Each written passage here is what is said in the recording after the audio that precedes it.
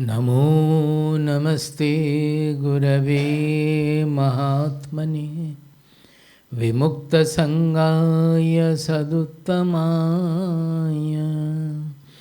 नित्याद्वयानन्दरसस्वरूपिणे भूम्ने सदा पारदयाम्बुधाम्ने नमस्ते नमस्ते विभो विश्वमूर्ते नमस्ते नमस्ते चिदानन्दमूर्ते नमस्ते नमस्ते तपोयोगगम्य नमस्ते नमस्ते श्रुतिज्ञानगम्य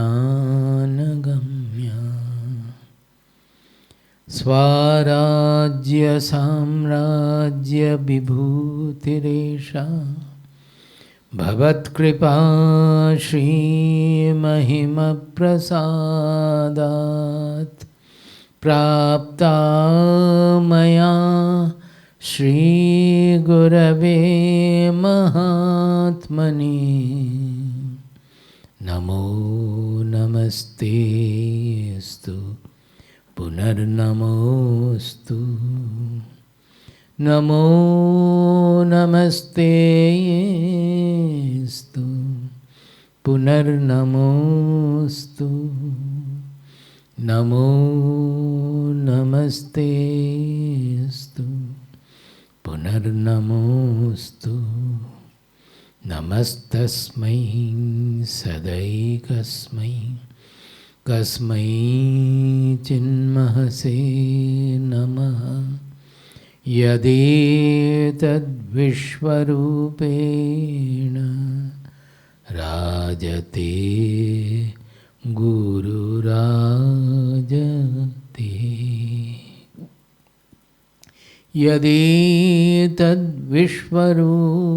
यदेतद्विश्वरूपेण राजते गुरुराजते। हरि ओम तत्सत्। अद्वेष्टा सर्वभूतानां अद्वेष्टा सर्वभूतानां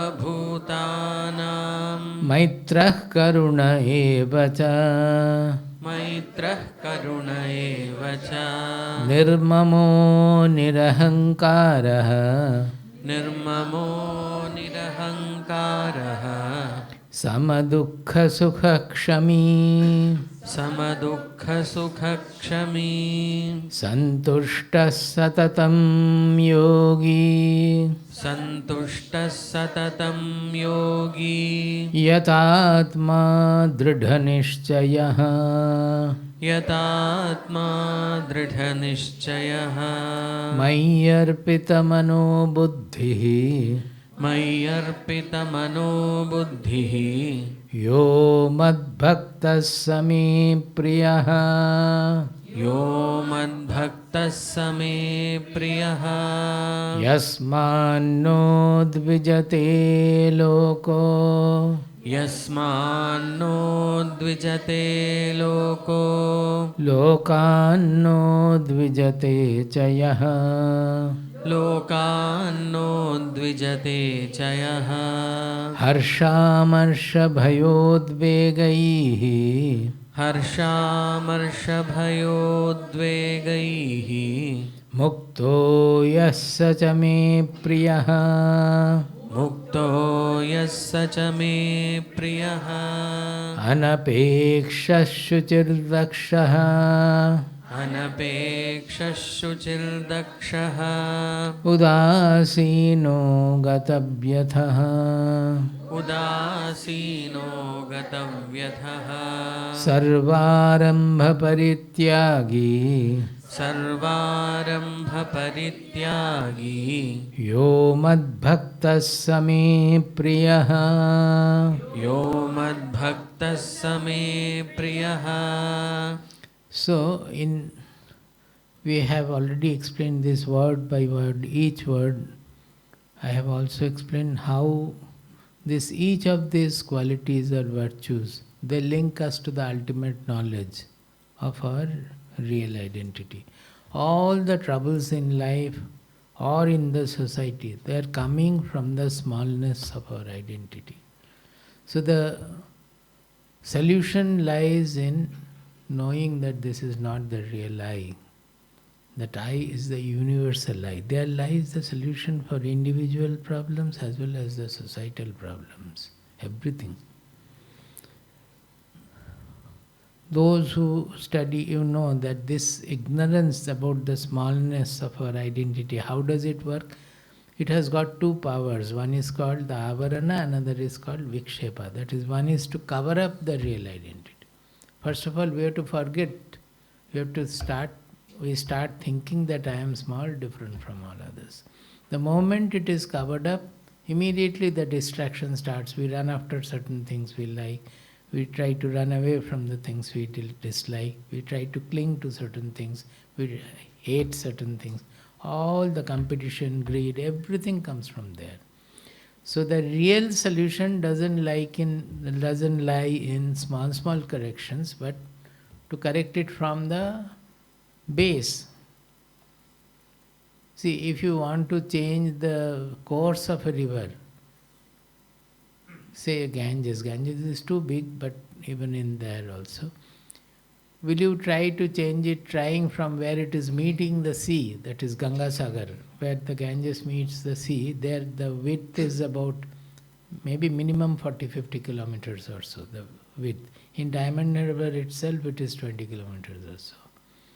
So there it is impossible, you cannot push it, change it. But if you go to the source level, there it's a huge stone, through that a trickle is coming down. If you can change the direction of the stone, then the trickle will go to some other direction. The whole flow will change from there. So any correction is efficient when it is applied in the source level.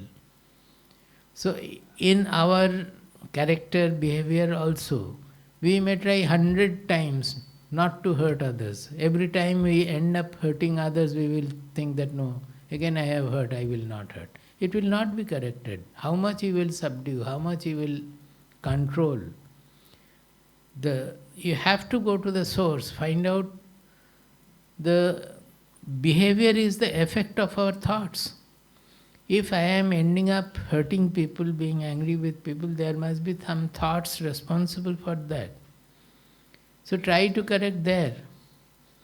Even there also you will find you are not able to. Why? The thoughts are, without our control, thoughts are arising in our mind. So as the mindset is, as the constitution of the mind is, so will be the thoughts. A liberal mindset will produce liberal thoughts. A constricted mindset, selfish mindset will produce constricted, selfish thoughts. Is it not? It is like iron ball is there. You hit it to red, it will radiate red. You hit it to blue hot, it will radiate blue. Whatever is the original structure of it, we call it mindset, the original constitution of the mind. According to that, the thoughts will be radiated. So if you try to control the thoughts or change the thoughts, you won't be able to do it. So go to the further origin of the thoughts, that is the mindset. Change the mindset. If whatever troubles the mindset has, it's a constricted, greedy, selfish mindset, change it to all loving, all embracing, liberal mindset. This is the fundamental of spirituality. Nothing else is needed. So, whether it is Bhakta Lakshana as in 12th chapter, or you will find in 14th chapter also, the Gunatita Lakshanas are the same. In 2nd chapter, the Sitaprajya Lakshanas are same. In 13th chapter, Jnana Lakshanas are same. All same means more or less same. And everywhere if you pursue it, each virtue, it will take to that universal identity where we are not tainted by anything, we are not attracted by anything, we are not repelled by anything. The body, mind, personality, being a part of the nature, it goes on interacting with nature. I am only a witness to that. The additional karta, bhokta, bhava, the doership and enjoyship we are attaching to that is not there in the I. I is only a witness. Whatever is happening, it's the body, mind, personality working. So if we understand that, then the whole pursuit will become much easier. What we do in spirituality, this is the easiest pursuit actually. Rather than finding out what is wrong there, what is the color there, change this, change that, greed, this. We don't do anything. You constantly interact with the concept of the soul. Concept of Atma or Brahman, whatever.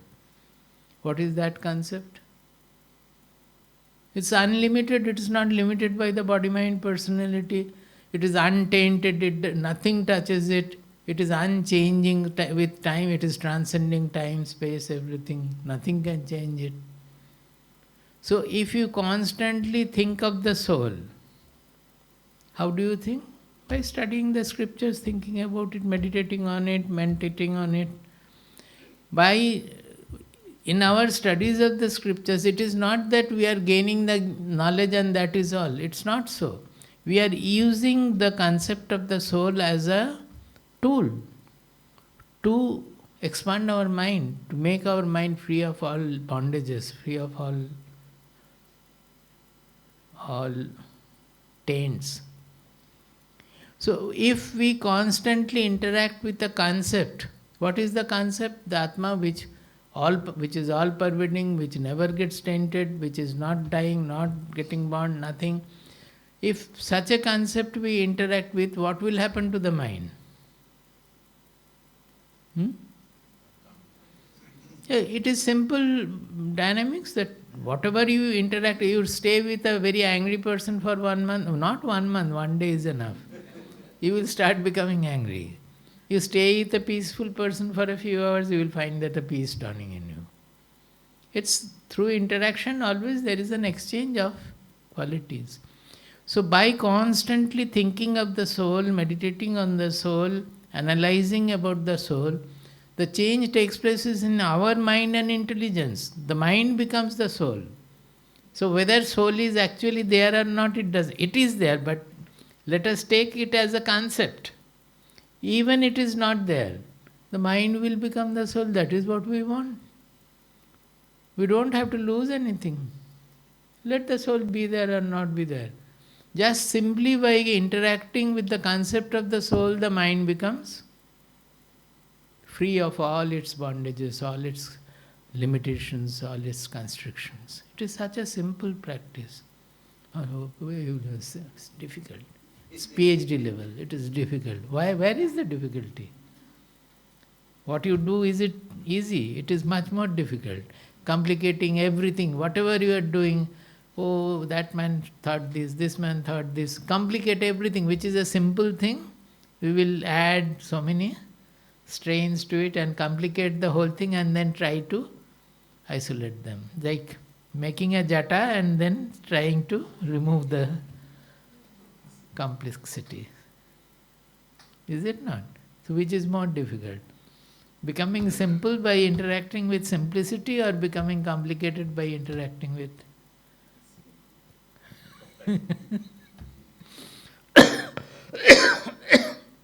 So the next verse is, these are more or less same now.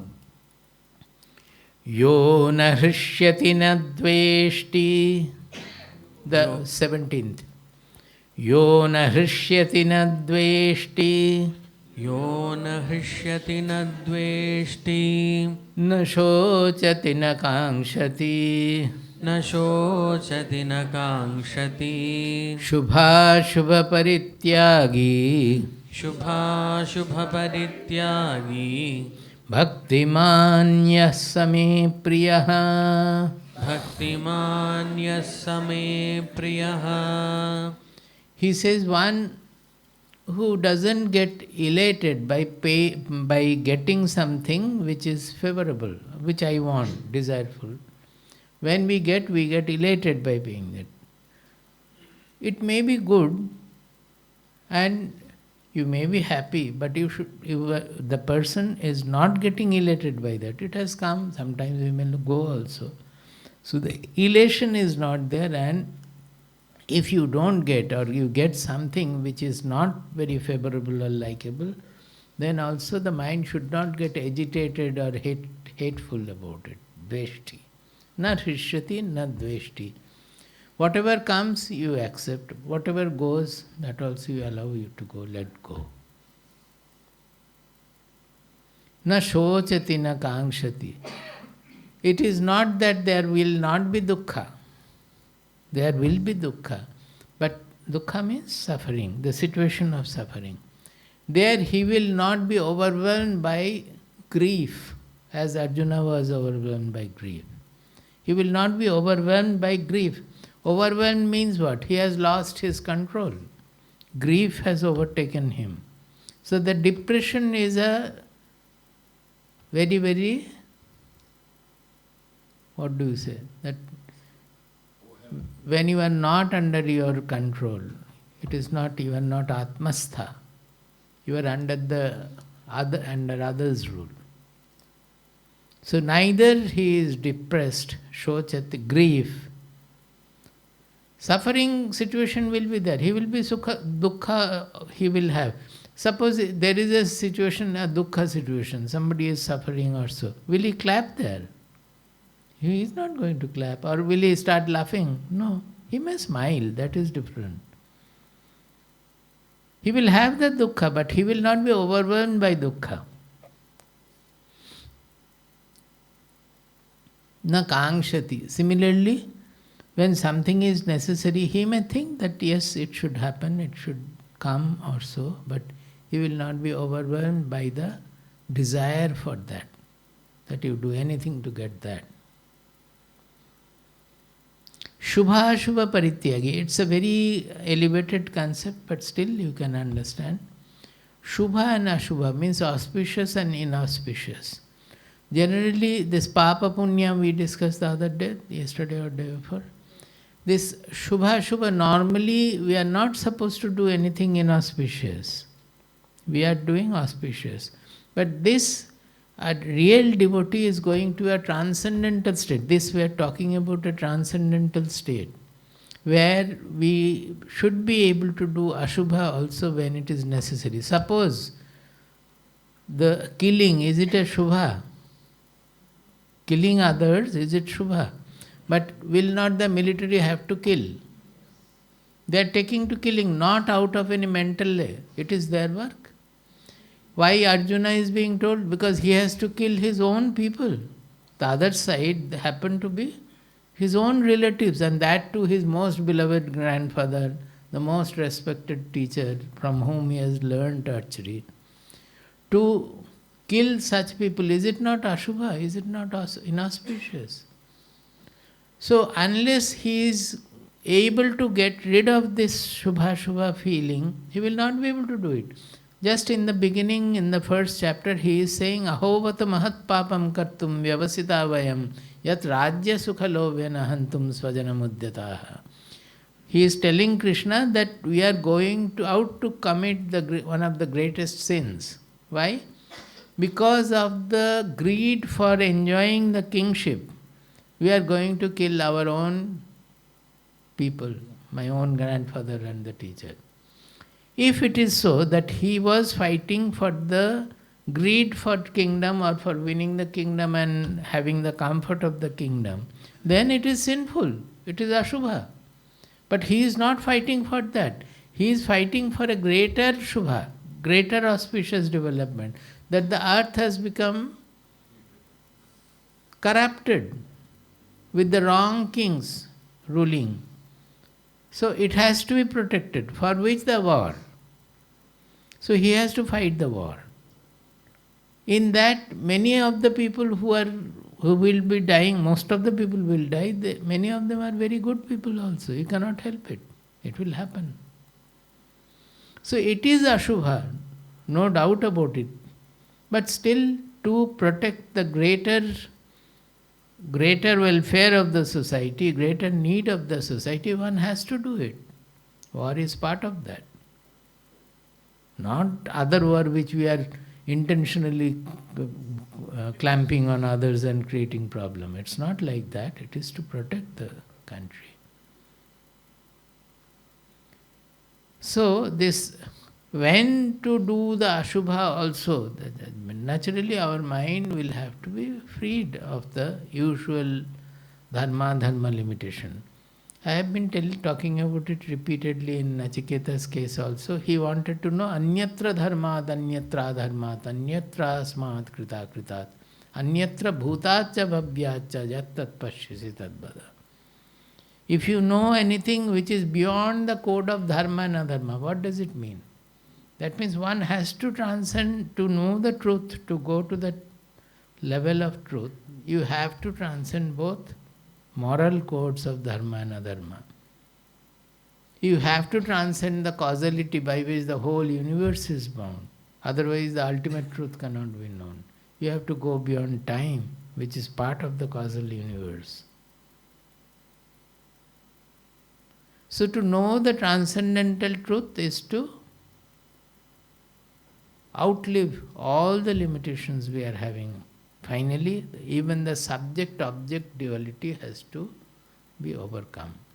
Subject-object duality means normally I am the subject, I am knower, I am knowing something.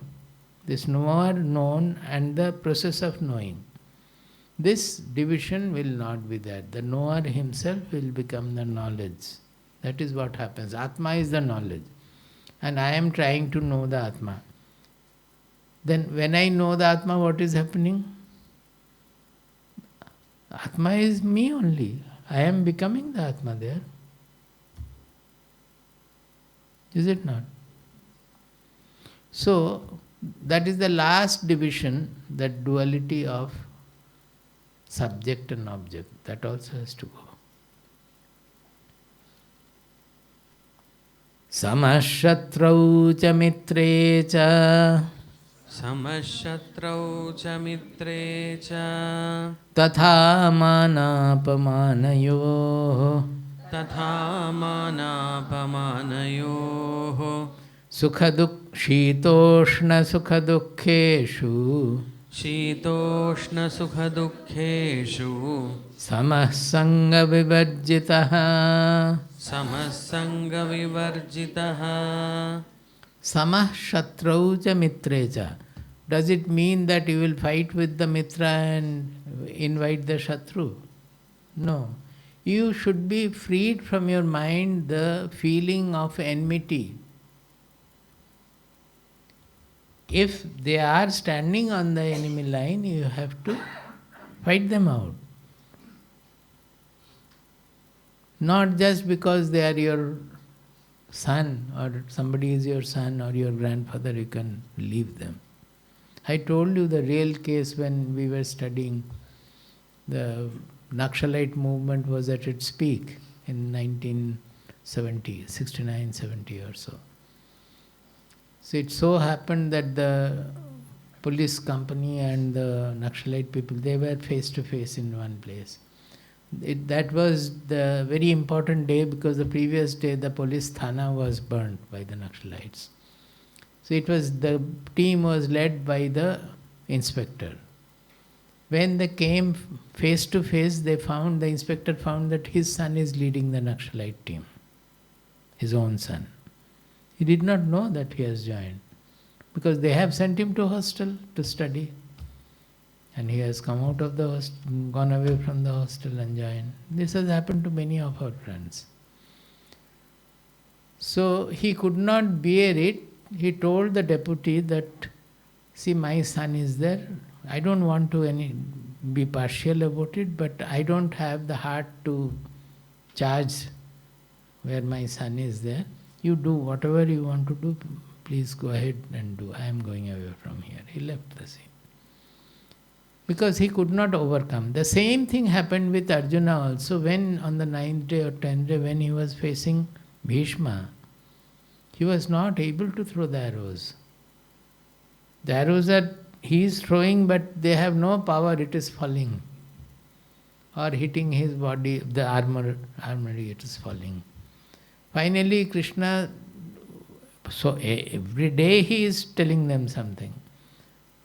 But finally that day he said that you won't be able to do. Tumse nahi hoga.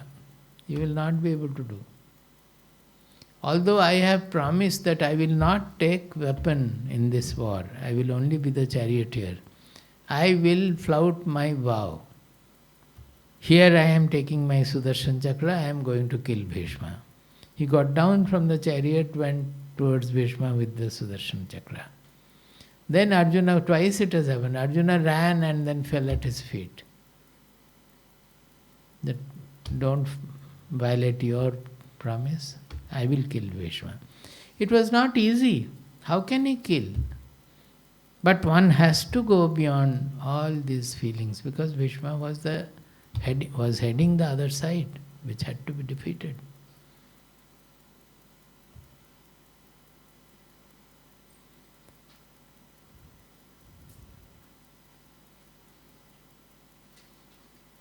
So this Samatva, well, it is easy to speak perhaps, but when it comes to our life, it is not at all easy to practice. We have to go to a great depth, we have to go to higher and higher dimension. In everything, not always in case of killing, but in everything. Suppose we are organizing a huge program. Always the mind will get nervous and upset with what will happen if it doesn't happen, if we fail, what is going to happen. So there will be a fear of taking up any big project or big program. Always people will have. There is a doubt about it. But if we feel that there is a need for this and if it can be done properly, it is going to serve the society or serve the people. With that idea, you simply go ahead with it. Then you will find a lightness. Why? Because the ego has gone. That I am doing and whether I will be successful or not, that ego has gone. So you will be doing very efficiently, everything to be done very fast. All the steps to be taken, you will go ahead with it. And finally, when the work is done, you think some portions might not have been favourable, some other parts might have been favourable. It doesn't matter at all, you are happy with the situation. If you have applied your full potential. All this I am talking from my own experience. So that Samatva has to be practiced every day. Now, while speaking, GBGC was coming to my mind, that when our Swamiji is always given to big projects, mega projects. And I am a person who always run away from big projects. Even examination I do not appear mostly. So whenever he puts up a project and I being his disciple, I have to take charge of it. So all the global Bhagavad Gita convention, GBGC, Global Bhagavad Gita Convention, internationally he will plan. And we have to do also. We don't have a single rupee in pocket. We don't have any bank account. Only the ashram has something, but the ashram is forbidden to spend anything outside the country. Our country laws do not allow us to spend anything for USA or Malaysia or anywhere outside the country. But we have to have a huge program outside the country. Just whatever to be had, we will have. That's all. There is no ego, nothing. And if it doesn't happen, then also it is okay. But it happened. So many times we have held GBGC. Maybe it did not happen the way we wanted so many people to be influenced, impacted. May not be that much. But that thought also never came. Whoever came, they came. That's all. Whatever was the lack, next time we would try to make it up like that. So, this Samatva, here why did I speak about this? This is in one way, it is the Samatva in success and failure. If we have the doership, then only the question of success and failure will be there. that I am doing something, Kartritva bhava, Kartri bhava, I am doing, then the question of success and failure is there. If that Kartri bhava is not there, that doership ego is not there, then you efficiently do, to your maximum efficiency, you go on doing whatever to be done. And that is the way of dakshaha, they have said earlier. This is the dakshaha, the efficient way of working, when we are not bothered about what is going to happen as a result. We are attempting something to the extent it is possible, that's okay. And it is also the meaning of sarvarambha parityagi. All of them mean the same thing. This samatva is giving rise to sarvarambha parityagi. We are doing a big project, GBGC. But we don't have any ego of doing it. So it is not an arambha, it is not a project for us that way. Project is only as an external project, not for our mind. So you remain free while acting. Does it mean anything, or I am just blabbering?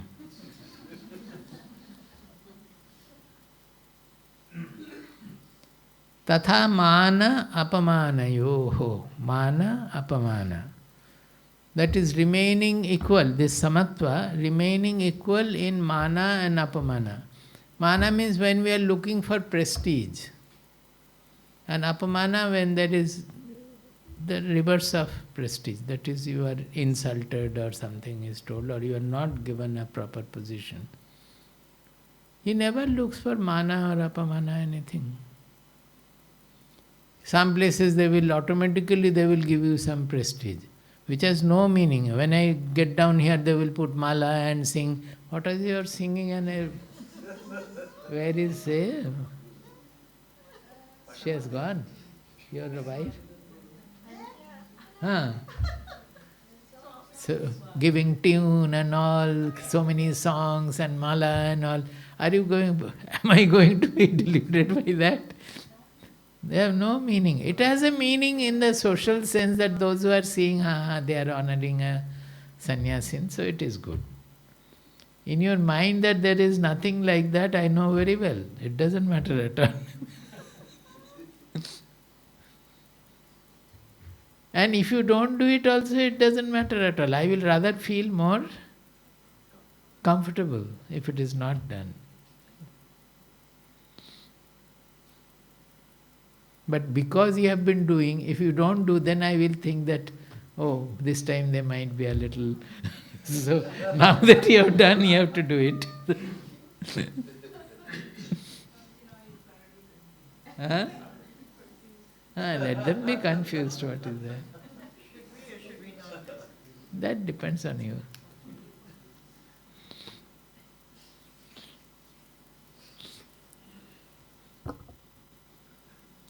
When Swamiji took sannyasa, Baba told him that you have to go to different places, be prepared for garland as well as the sword. Garland as well as the sword. And both happened. In Kodungulu movement, the Matribhumi published a big photograph, a sword hanging just in front of Swamiji. Those, the Theripata singers. Many things. He was, as a sannyasin, he was traveling to Assam for a lecture series.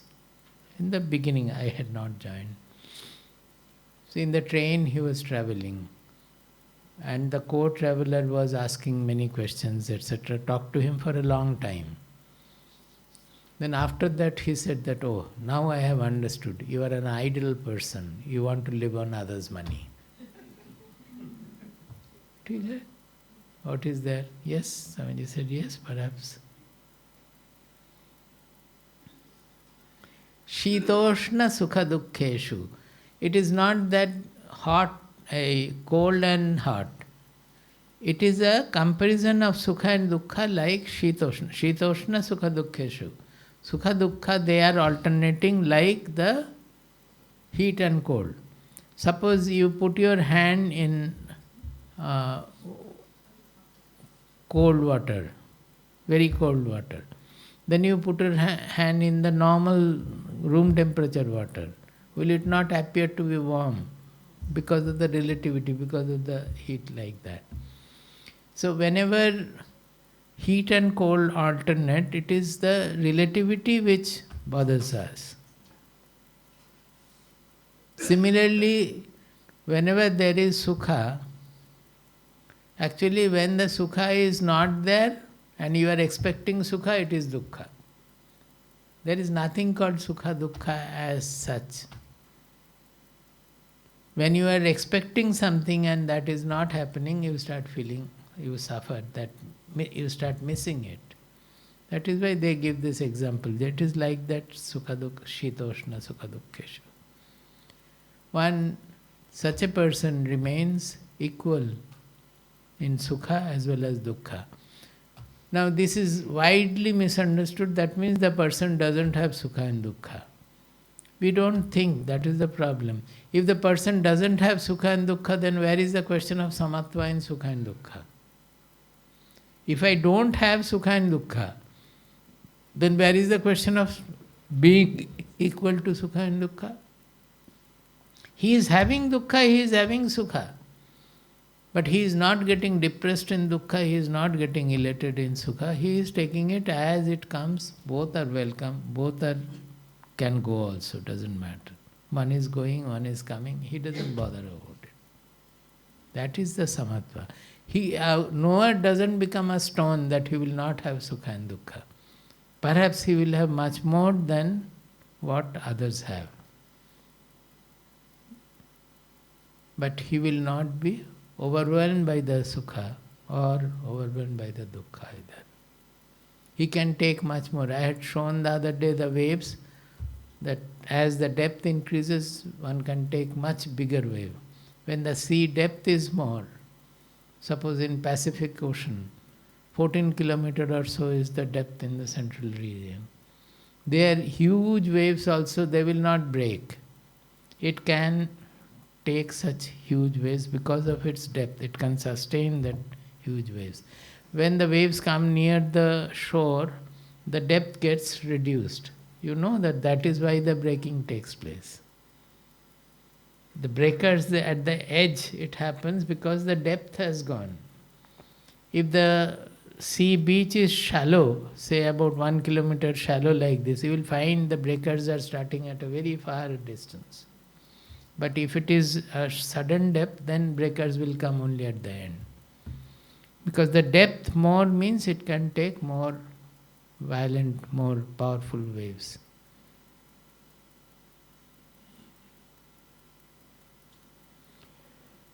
How does it happen? Sangha vivarjitaha. Because he does not have sangha, he doesn't cling to anything. That is why when the suffering is shown in a film, we shed tears but we enjoy it. Or in a book, story book, we read the stories of pathos. We shed tears but we still enjoy it. But the same thing when it happens in our family, we are not able to enjoy it. Why? Think about it. The difference is only in the sangha. Sangha means I cling to my wants in the family. But as a suffering, just when you look suffering as a suffering, you can enjoy it much more than happiness. Suffering takes our mind to a greater depth. That is why the books on pathos are enjoyed much more by people, appreciated. Cinemas also. As I was saying, love. If we think of the love itself, the love is what fulfills us. But our love becomes small because we want the love to be colored coming from a certain person. Otherwise, we get affected. So we are not really able to enjoy the love. To enjoy the love, you have to become sanghavarjitaha. Try to practice. Do you understand? As Swamiji always say, whatever love you enjoy loving your son, I get much more enjoyment by loving your son.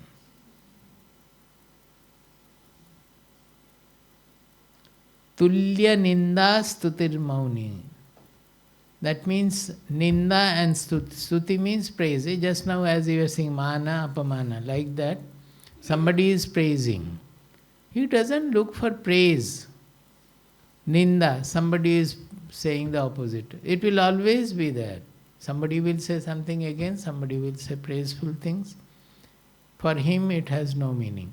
But here also there is something subtle. Suppose you are doing something and it is not stuti, but somebody appreciates what you have done. It will certainly make you happy. That what for I have spent my whole life, here is somebody who appreciates that, who has understood that. Will it not make me happy? But it is not stuti. He is appreciating whatever. Suppose you have written a book.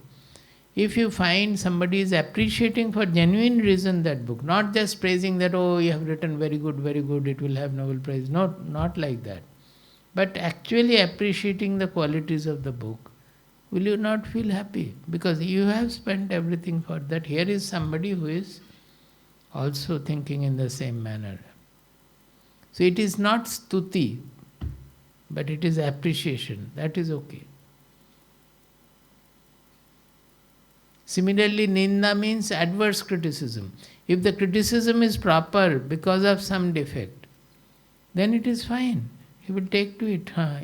This has to be improved here, that has to be improved there. But it is only to malign, then it will not have any effect on him. Santusht, mauni. Such a person will become very, very reserved generally. All these words are very meaningful. Now compare, what are you speaking throughout the day? Such a person will become mauni because he has nothing much to speak. That means when we acquire these qualities, you don't have many things to speak. If there is somebody where there will be some benefit by sharing or so, you may speak, otherwise you won't. Ramakrishna Dev, suppose somebody has come. In some cases he will happily speak to the person. Some other cases he will ask somebody to show him around the Dakshinaghat temple. So, I think it was my brother-in-law who had come, where I don't know, either not Baba, it was the Kharagpur Maharaj, I think. He had come and Maharaj asked his disciple to show him around. So Sholila smiled, the brother-in-law smiled, said that he understood that I am a materialistic person. So I am not for giving any knowledge. He sent me to see them all around.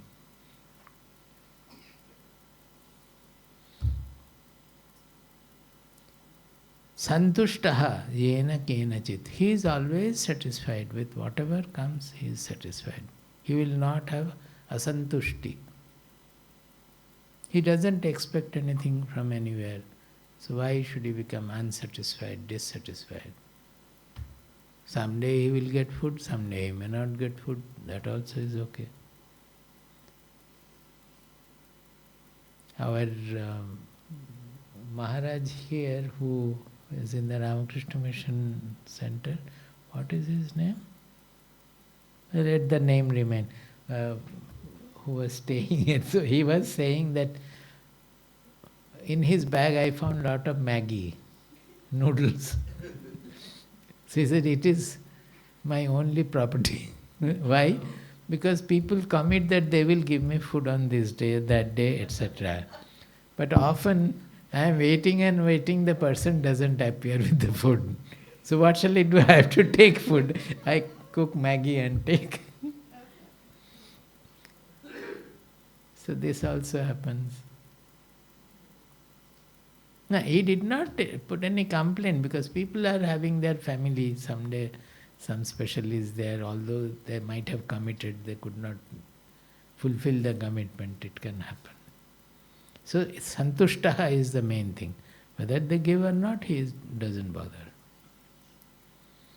Aniketa sthiramatihi bhaktiman me priyo naraha. Aniketaha means, does it mean that he doesn't stay in any house? Niketaha means house, residence. Aniketaha means he doesn't have any residence. It is not so. He may stay anywhere, but he doesn't have the possessiveness that this is my house. Wherever he goes, he is hosted, he stays there. If he has ashrams, he will stay in the ashrams, wherever it is.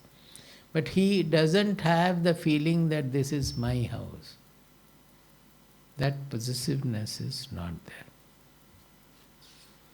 In Vichar-Setu, you will find a long discussion on this Aniketaha. Those days, Swamiji used to teach Bhagavad Gita, particularly Ma was there, and Ma used to ask the question. One brahmachari had visited the ashram. His father asked him to go from place to place for 2 months or so, move around. So he stayed in our ashram. All of us liked him very much, particularly Swamiji.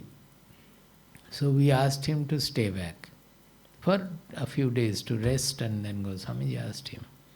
But next morning we found a chit on his table. He has gone away, leaving a chit. That you have given me so much of love that if I stay back here, I will be caught by that. I won't be able to fulfill my father's words, so I am leaving. So that was his aniketatva, that not staying. So there was lot of, in the Vichar-Setu you will find it is there. Discussion on aniketaha. That Ma was asking, should we leave the ashram and go to walk on the road? It's not like that. Sthiramatihi.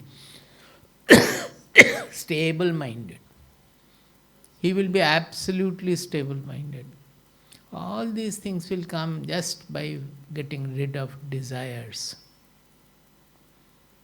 He will have no lack of clarity, nothing. His mind always will be absolutely stable. He will not repeatedly say, we'll do this, we'll do that, nothing. As things come. Bhaktiman me priyo naraha. It completes the qualities.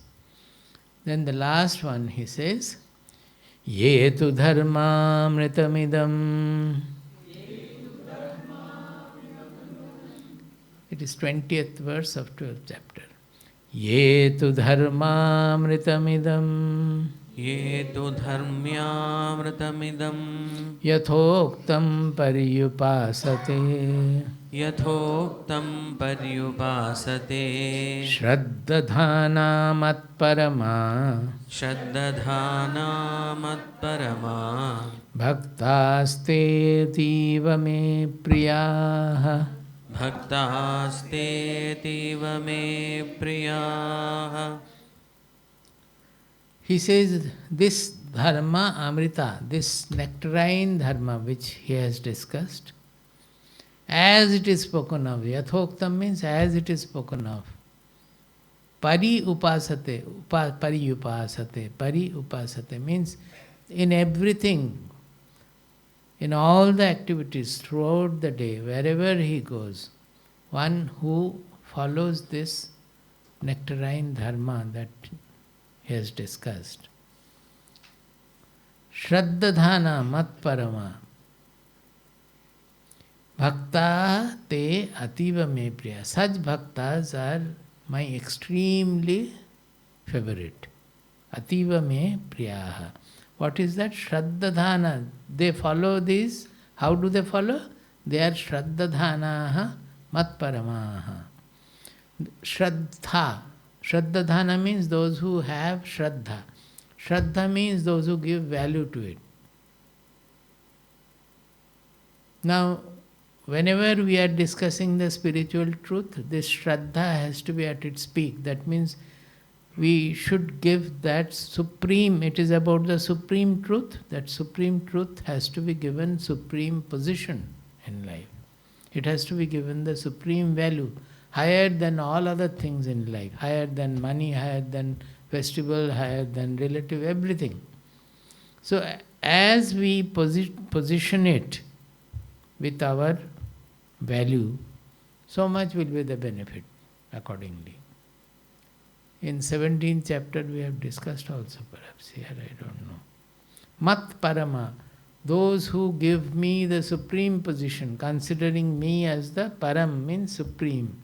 Those who give me the supreme position and follow whatever I have spoken of, as I have spoken of, giving it the highest value, such devotees are most favorite for me. So, any of you qualify for that?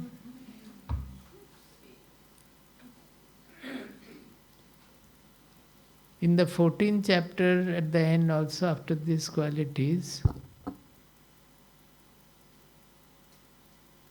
there also, manapamanayo tulyaha tulyo mitrari pakshayoho sarvaramba parityagi gunatita sauchyate. Then there a new thing is there, new na, this is there. He says, Mam cha yaha avyabhicharena bhakti yogena sevate. Avyabhicharena bhakti yogena. This avyabhicharena is very important. The bhakti yoga has to be unswerving. It is not that half an hour it is there, bhakti samaya it is not there, or a few days it is there, then it is not there. When Jnana Yajna is there, it is there, and rest of the year it is not there. Abhyavicarinya bhakti. Sagunan samatityaitan brahma bhuyaya kalpate. There they have said that he transcends the bondage of all the gunas. He attains the Brahman.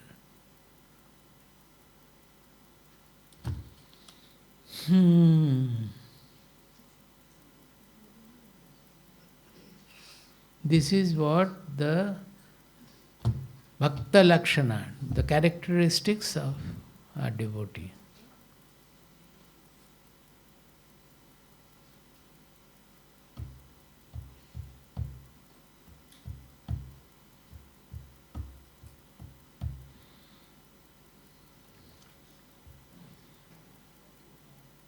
Pranam Swamiji, during hypnotherapy, patients experience their past life memories. If Atman is beyond past, present and future, then why do these memories manifest? If at all they manifest, the only one place of memory is our brain. So it has to manifest in the brain, otherwise how will you know? It has to be known by your mind, is it not? Whether it is past life or future life or whatever, before Big Bang or after Big Bang, whatever it is. Unless it appears in your mind, you will not know anything. So I am not saying that it appears like that, I am saying whatever it is, if it appears, it has to appear in your mind, in your memory only. There is no other way. Or it could be in the mind of the person who is doing the hypnotherapy and he is transferring to your mind. But finally it has to be in your mind. Without that you will not know it. What is the easier way to self-realization? Bhakti or jnana? There is no easy way. Bhakti and jnana are not different. They are same. Often in your talk you use the term body-mind complex. I am trying to understand this but could not. Whatever we have, body, the life forces, the mind, intelligence, emotion, the entire, except the consciousness, everything else is body-mind complex. Who is that? Who has asked you?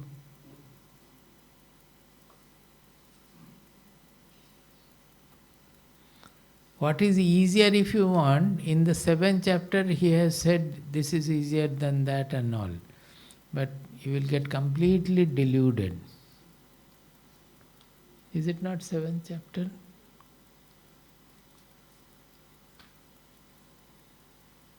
Chaturvida bhajante mam jana sukritino Arjuna. No, not that. It is in 12th chapter only. Just last year we have done that portion. Last year we have done it.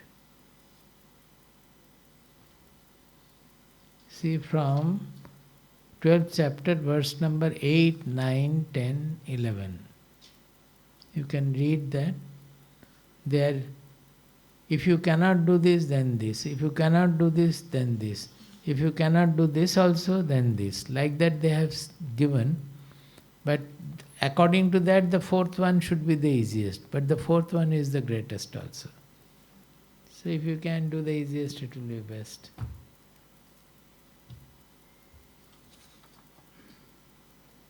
In the Gita chapter 9 verses 4 and 5,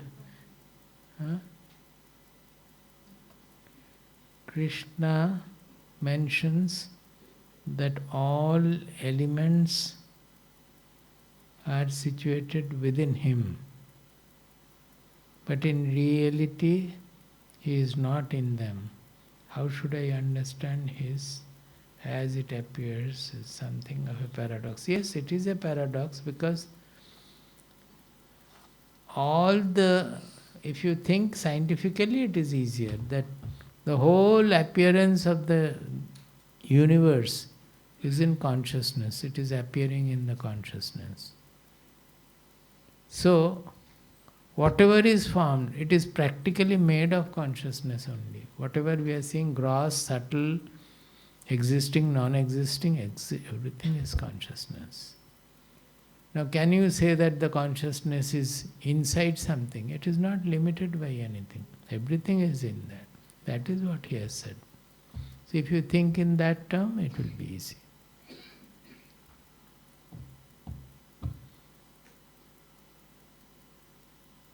So, whatever questions were done, there done.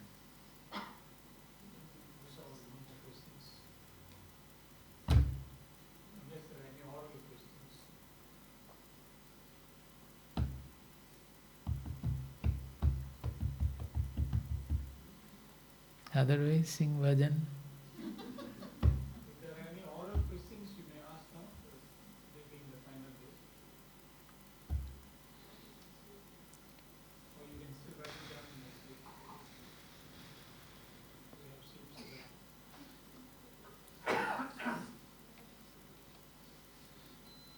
Yesterday somebody was asking, see, there is a shloka, it is called Manasollasa. Mithya bhutopi vedantaha satyam artham prabodhayet devata pratima vatya chitravat pratibimbavat. He says even the Vedanta, Advaita Vedanta, it is also part of Maya, it is also mithya. But as the whole world appearing in the ignorance, it is the Maya, mithya we are saying. Vedanta is mithya, but it is removing this ignorance. So what is truth, it is establishing by that. But by itself it is also untruth. It is Maya, as we say. As it is Devata Pratima Vatcha Chitravat. When we are worshipping a murti of, I say here, Swamiji, are we worshipping this picture? Or we are worshipping Swamiji? We are representing Swamiji by the picture. By this, our mind goes to Swamiji. When we are Shiva Murti we are worshipping, it's not that Murti we are worshipping. It represents Shiva. So seeing the Murti, we will feel, our mind will go to the real Shiva in our concept, whatever it is. So what is represented, that is also part of the mithya, but it is taking our mind to the truth.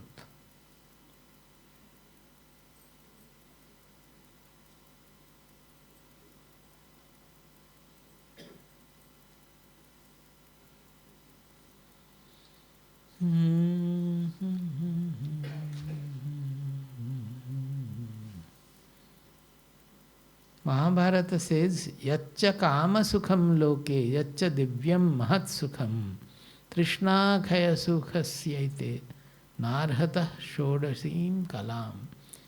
He says, whatever sukha is felt by fulfilling any of our desires, and whatever sukha we talk about in the heaven or in the swarga and all, compared to the sukha of desirelessness, Trishna kshaya sukhasyaite. Compared to that, it is not even 1/16th of this sukha.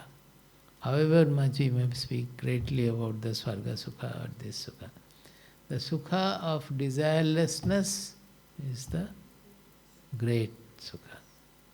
Here they have said 1/16. In Taittiriya Upanishad they are saying 1,000 times, 1,000 times, 1,000 times is the measure.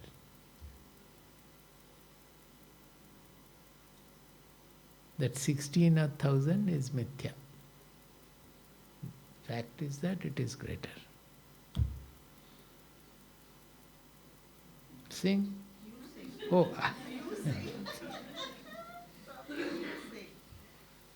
let Aravindan sing.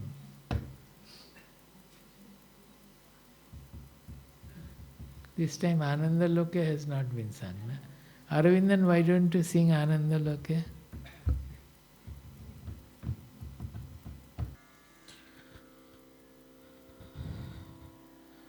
Anandaloke Mangolaloke Virajo Shoto Sundaro Anandaloke Mangalaloke Virajo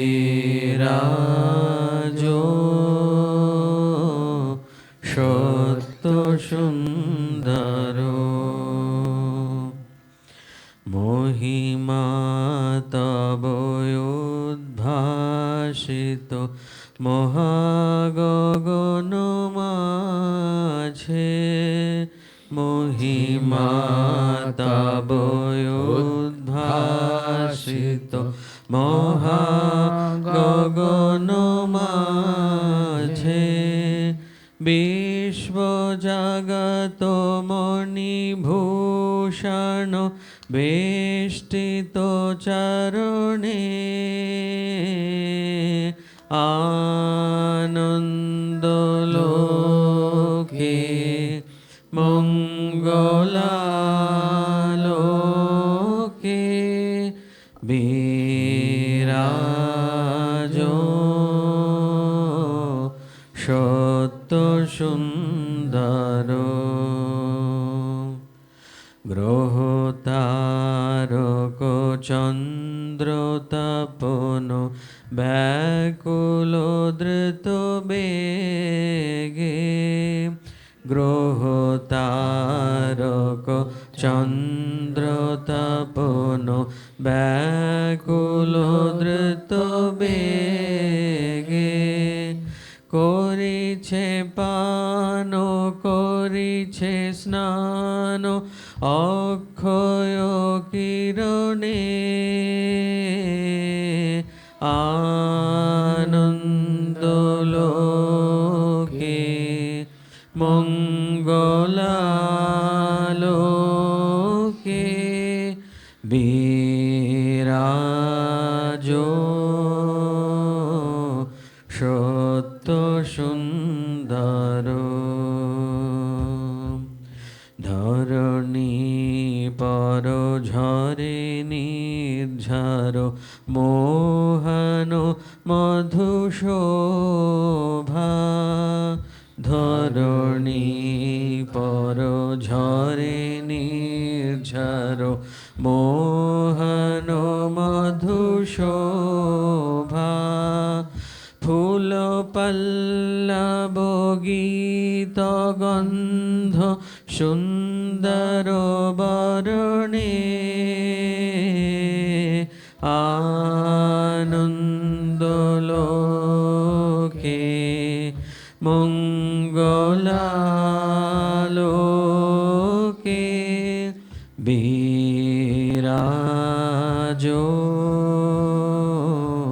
সত্য সুন্দর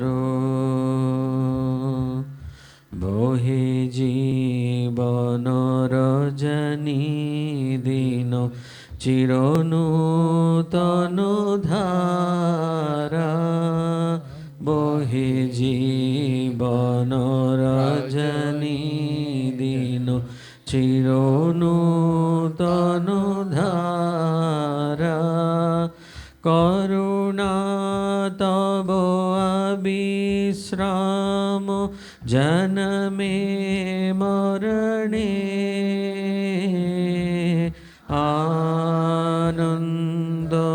আনন্দলোকে মঙ্গলালোকে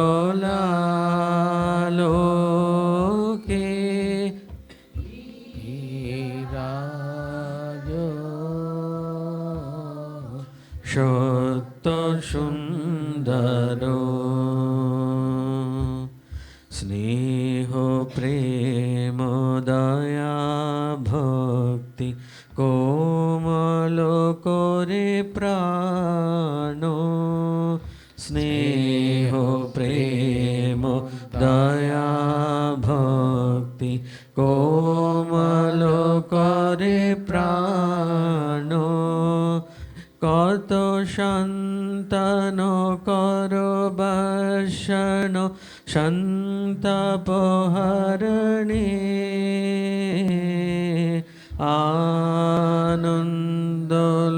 আনন্দলোকে মঙ্গলালোকে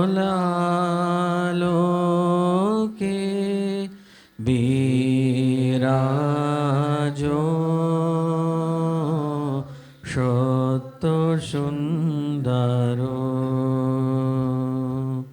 জগতে তব কি মহোৎসব বন্দন করে বিশ্ব জগতে তব কি মহোৎসব বন্দন করে বিশ্ব শ্রী সম্পদ ভূমাস্পদ নির্ভয় শরণে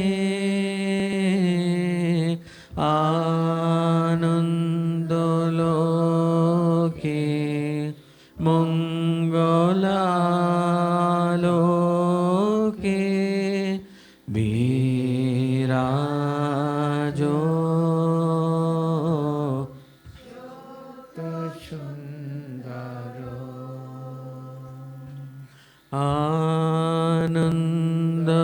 আনন্দলোকে মঙ্গলালোকে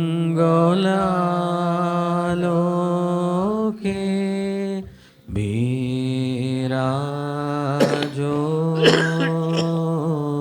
সত্য সুন্দর বিরাজ সত্য সুন্দর